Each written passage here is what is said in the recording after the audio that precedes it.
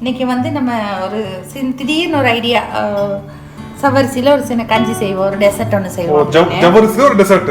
ஜவரிசி திடீர்னு ஐடியா. வீட்டில் இருக்கிறது பெருசாக ஸ்பெஷலாக இது ஒன்றும் இல்லை.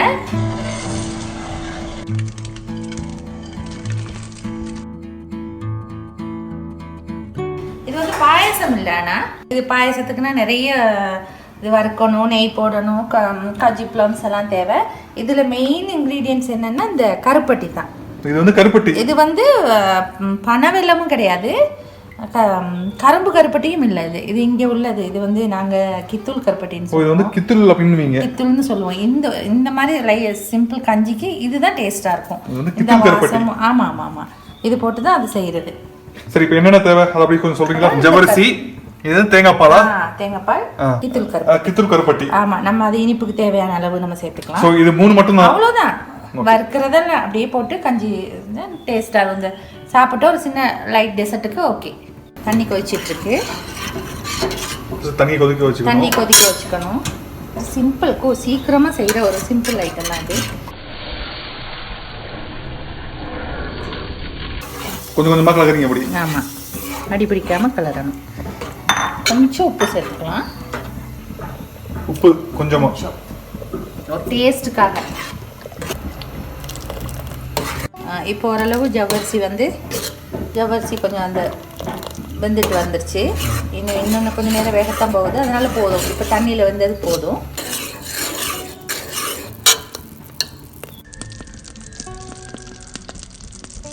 இனி தேங்காய் பால் சேர்க்கலாம். ஜவ்வரிசி ஓரளவு நல்லா வெந்துருச்சு.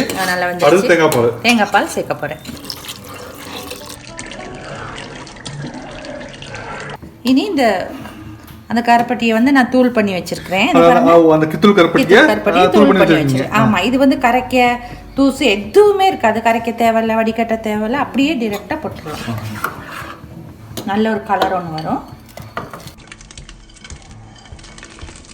அது கரை வரைக்கும் அப்படியே கலர வேண்டியது. கருப்பட்டி கரைஞ்சிட்டு வருது. உங்களுக்கு வந்து டேஸ்ட்டுக்கு சீனி எவ்வளோ விரும்புவீங்களோ அந்த அளவுக்கு போடுங்க. ஸோ இப்போ நமக்கு அந்த இனிப்பு பத்தாட்டி இன்னும் கருப்பட்டி சேர்த்துக்கலாம். ரைட்டாக கொஞ்சம் சீனி, இவங்க டயபெட்டிக் பேஷண்ட் அவங்களாம் இருக்கிறவங்களா இருந்தால் லைட்டாக கொஞ்சம் போட்டு காய்ச்சிடலாம். 4 ஏலக்காய்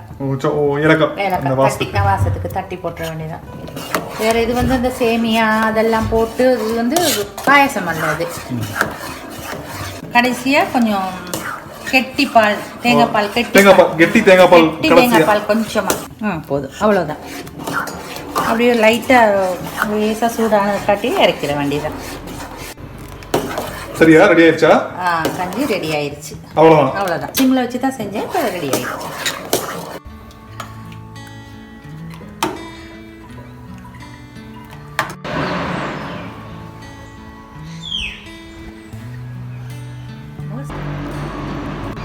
நல்ல டேஸ்ட்டாக இருக்குது. இனிப்பெல்லாம் கணக்காக இருக்குது. ரொம்ப சுவையான ஒரு